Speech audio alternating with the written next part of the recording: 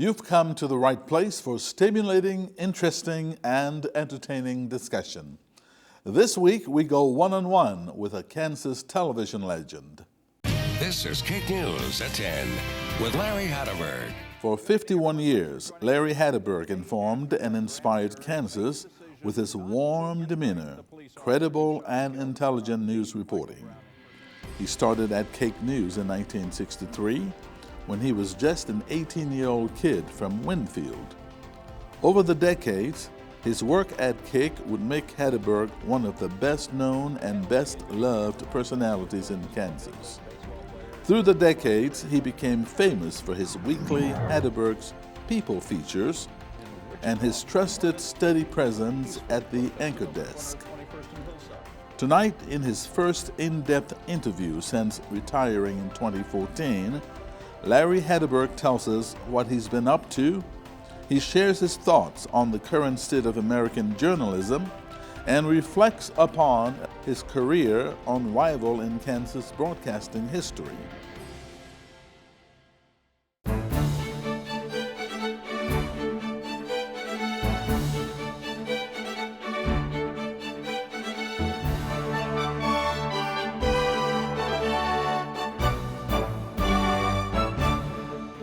Welcome to One-on-One. I'm Victor Hogstrom. It's a treat to share the stage with a Kansan who has logged a lot of hours in front of television cameras during his lifetime, but not so much lately, though. Larry Hatteberg, welcome to One-on-One. It is good to be here. You've been retired 2 years now, and I hope you're enjoying it, but tell us, how's it going? You know, that is the most often question asked me. Everybody comes up and they say, gee, how's retirement? And as I tell people, when I left Cake Television, I told them it's not that I'm retiring, it's just that I didn't want to be there anymore.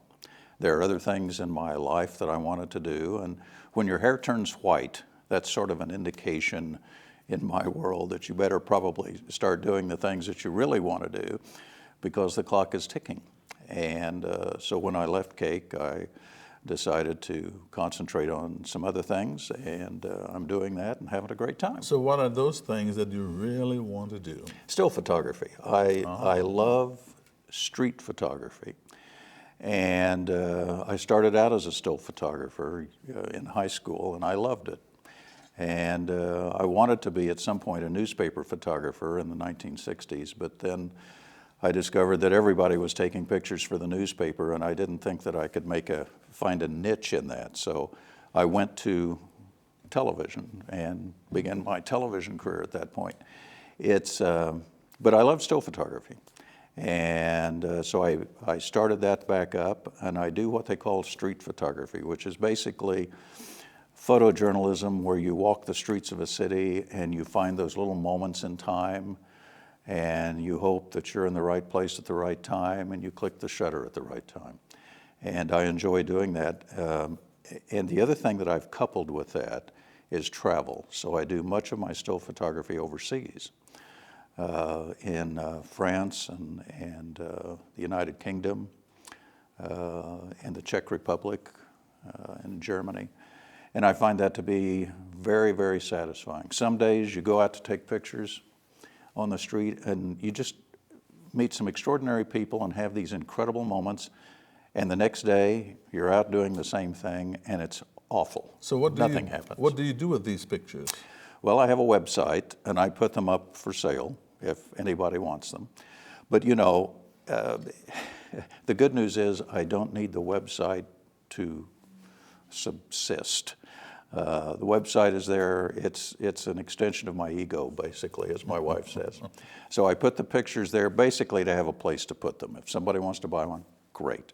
If nobody wants to buy them, that's okay too, because the fun for me is taking the picture and meeting the folks along the way.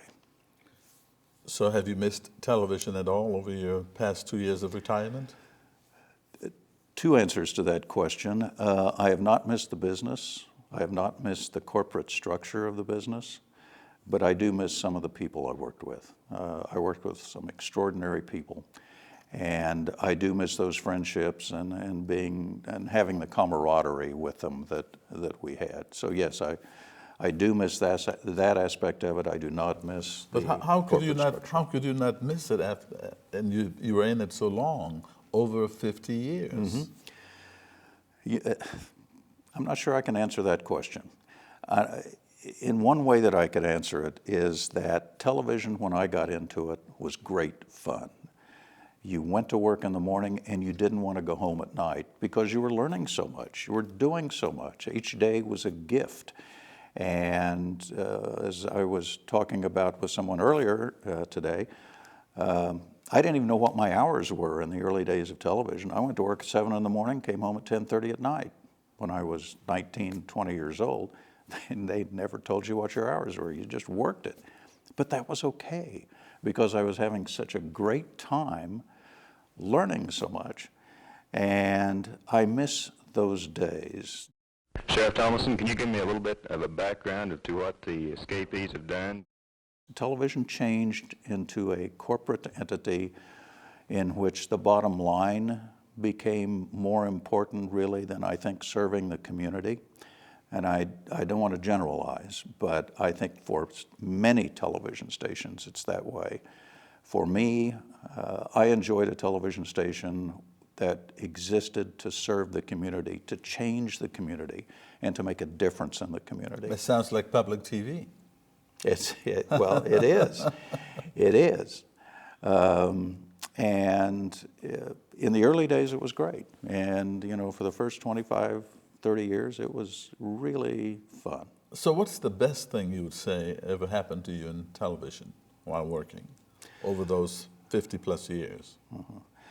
The best thing that ever happened to me is the travel that was afforded to me by a little local station in Wichita, Kansas. We traveled all over the world.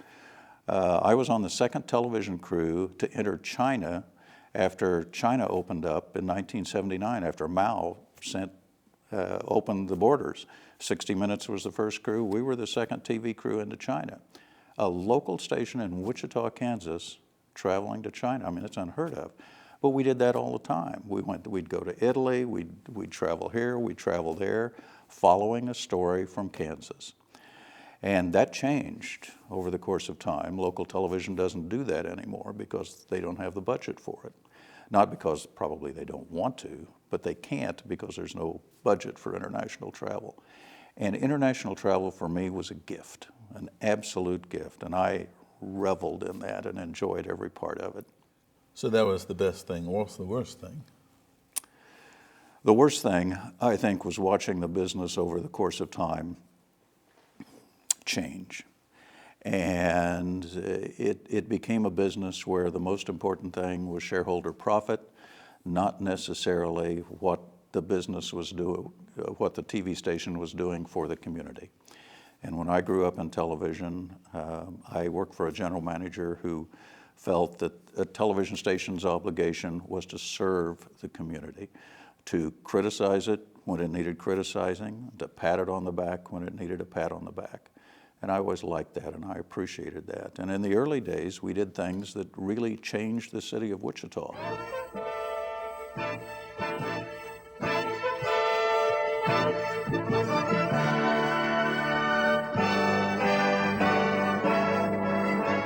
But you are not only a known and popular face on local television, but you also operated your own camera and did your own camera work. And I always wanted to do that. So that was not a matter of circumstance, it was a matter of passion, I take it. I wanted to do that because for me it was a ticket to see the world, and we were just talking about the China trip. The reason I went on the China trip with Governor Carlin in 1979 is because they had one seat for media on the airplane. And I could do the radio, I could do the television, and I wrote for the AP. So I could do all three of those things. And I love photography. And the video. Yeah, and the video. And I did it because I love photography.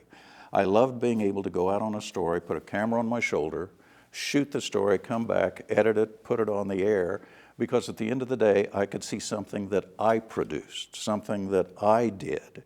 And when you're watching the news in the evening at 6 o'clock or 10 o'clock at night, and that story came up, you had the pride of saying, that's my work. That's what I produced today or this week.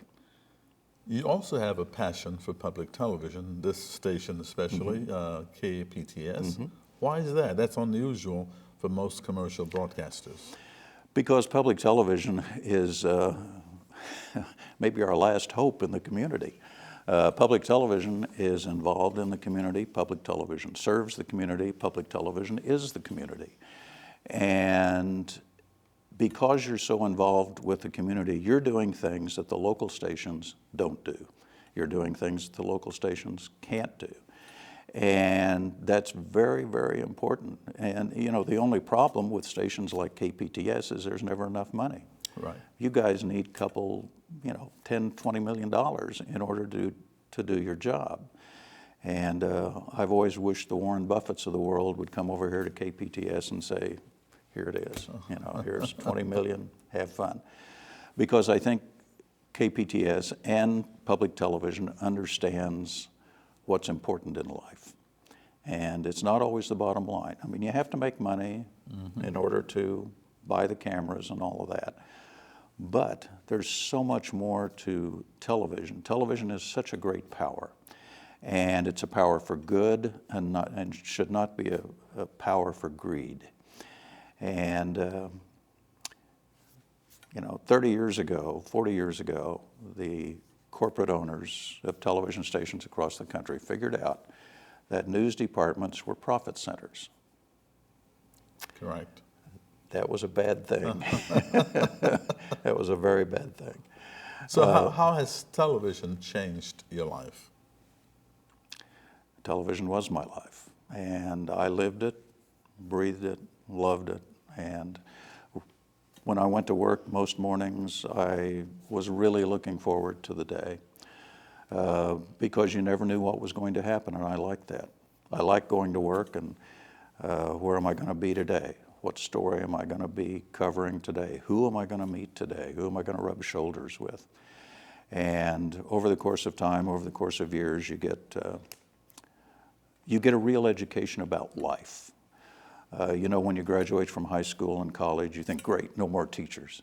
Except every person you meet in television, every person you interview becomes a teacher about life in some way. And I enjoyed that. And you asked me earlier what part I missed. I do miss that. And I'm kind of like the old fire horse when you hear the fire bell go off or when breaking news happens. You kind of want to be doing part of it, to be involved in it, and I still have that feeling. I love breaking news, and so as a former journalist, do you feel that you learned more and more about less and less, or did you learn less and less about more and more? I learned more about people. I didn't learn less about people. I learned more about people. And I would say at this point in my life, I have a doctorate degree in life from all of the people who I interviewed along the way. So do you still watch the news now that you're not reporting, and what's your take on it? I watch the national news. I do not watch the local news. You don't? I do not.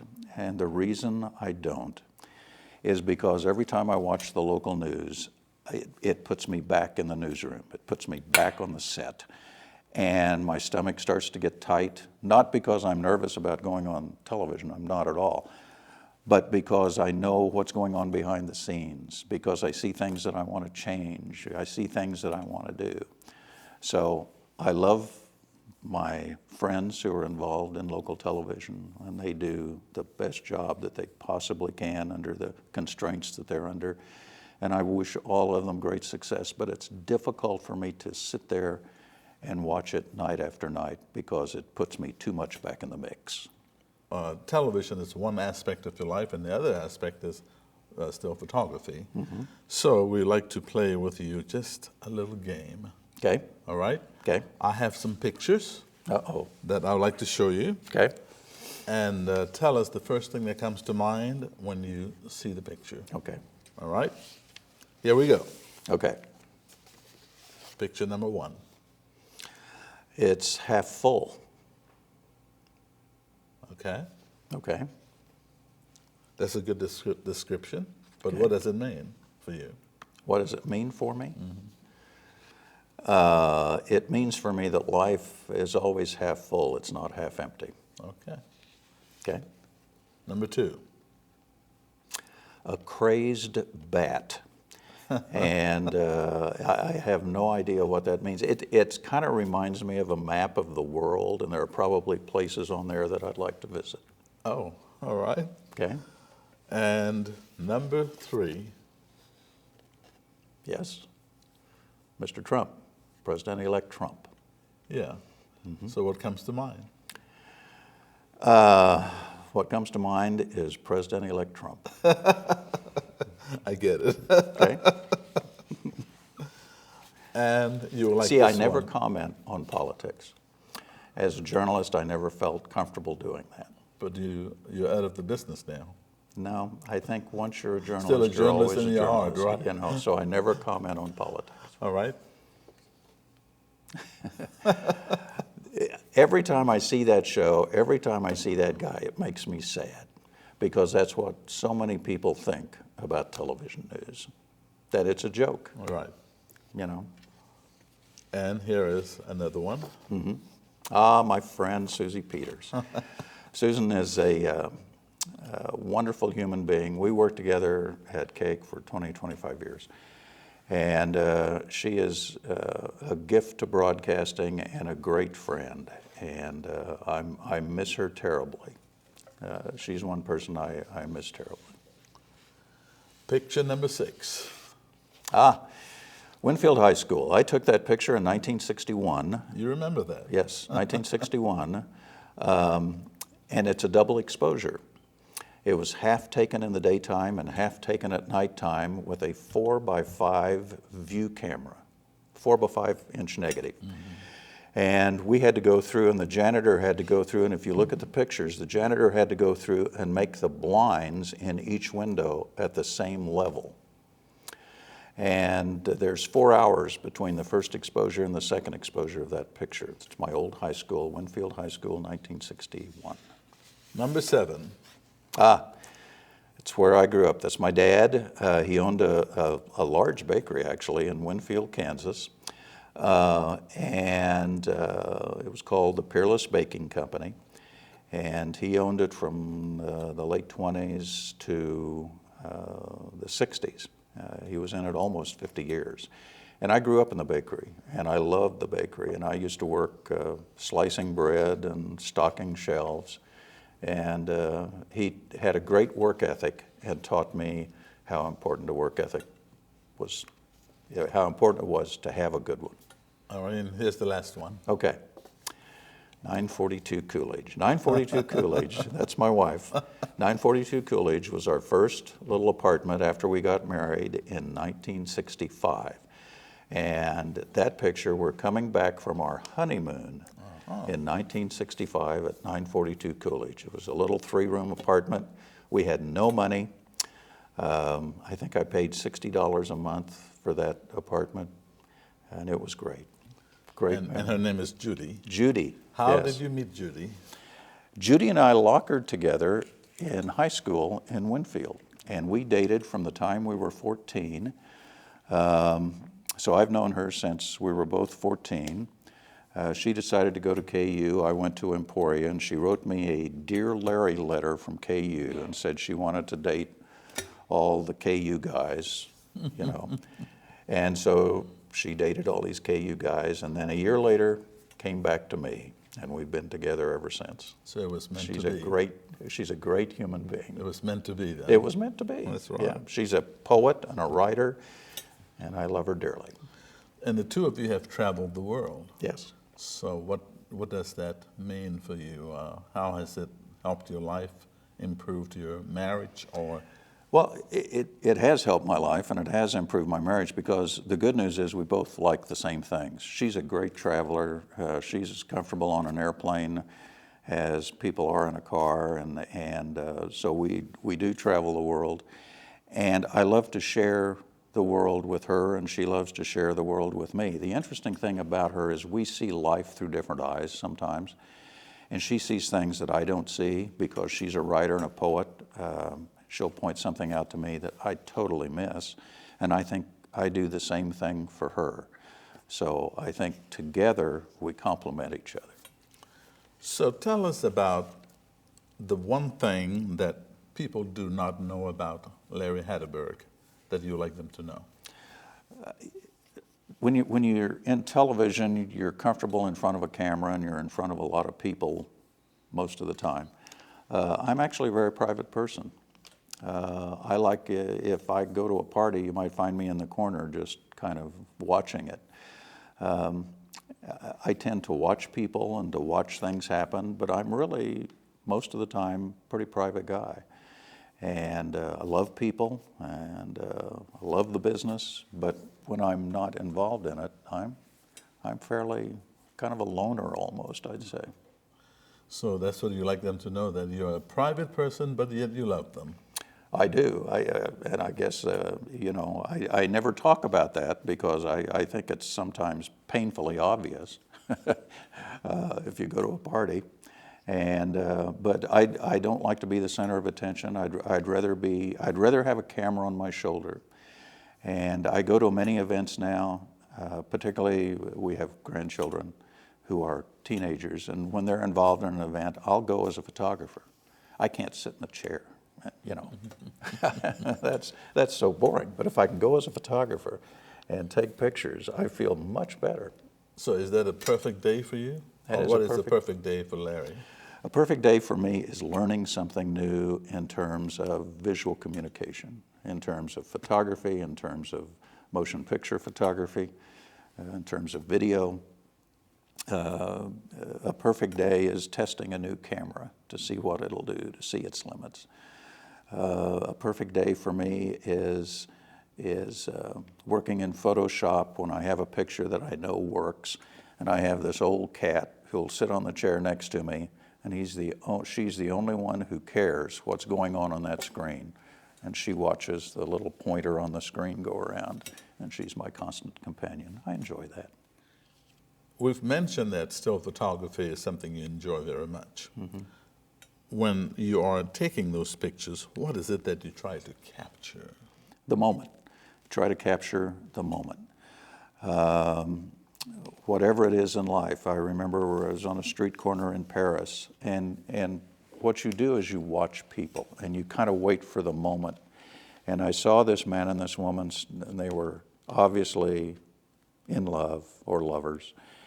And he came up to her, and I knew what was going to happen, and I raised the camera, and they embraced on this street corner, and there was just this wonderful moment of embrace, and the camera goes, you know, and one of the pictures, I think, worked.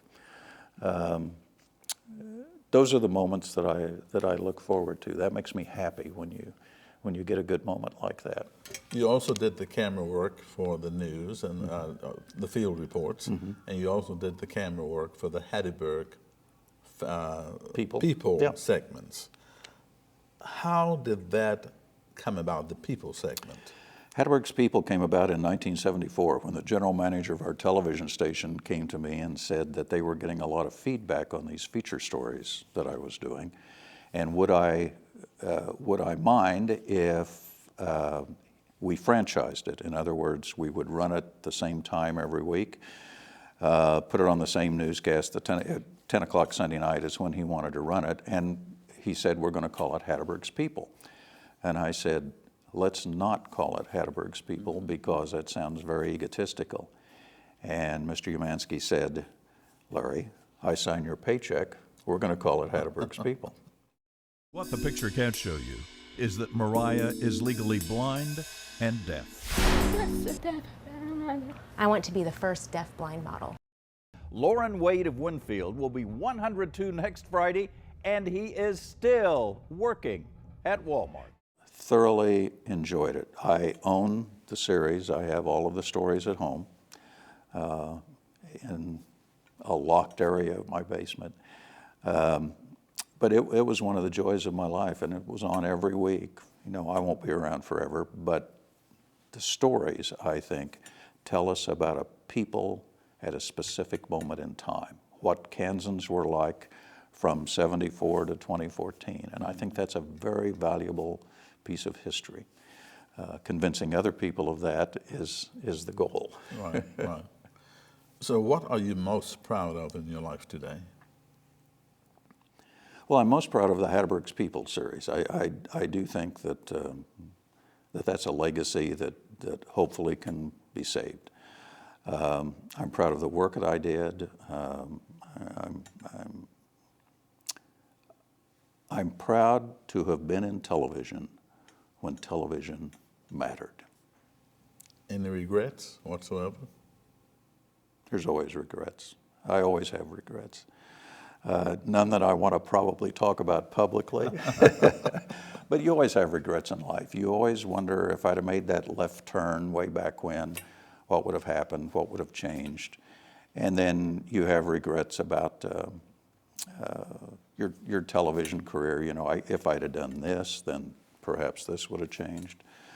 But sure, there are regrets. But, you know, life is like that, and you can't go back and change it. So the glass is half full. You keep moving forward. So tell me this, how would you like to be remembered in the business of broadcasting and in the state of Kansas? Because you were a popular figure here. Well, personality. I guess I would like to be remembered as a guy who cared about people, and I cared about their stories. And the one thing that I found over the course of time is there are not enough good listeners. And I found when I met many people, there are some stories I went out on, I never asked a question because people were so willing to talk. The information was just flowing out. All I had to do was to record it and become their producer in some way to make some sense of it and then to tell a story with it. But there aren't enough natural listeners anymore. And so I spent most of my time on my stories listening to people. And if I kept my mouth shut, as we talked about earlier, I learned stuff. And that's a great feeling. So to answer your question, I guess I'd like to be known as somebody who listened and somebody who cared about the Kansas people. So what's next for Larry Hatteberg? You asked some really good questions here, you know. Well, thank you. But you are a fairly young man. Yes, thank you, thank you. Working 51 years, you started out very early. Yeah. And you retired because you wanted to. Right. But what's next for you? Well, it has to be something that has to do with photography because I love photography, and I'm kind of on that trail now where I'm discovering what's along the way, what's next. And I don't know that I know what's next. You just never know. I don't know what's around the next curve, but I'm anxious to travel and find out. Larry Hatteberg, anchor, reporter, photographer, world traveler, Crazy person. husband, father, grandfather. Yep. Did I leave anything out? No, you covered it all. You're perfect. Thank you so much. Hey, my pleasure. Thanks for having me today. It's a pleasure having you. That was great. Thank you. It was so great much. fun.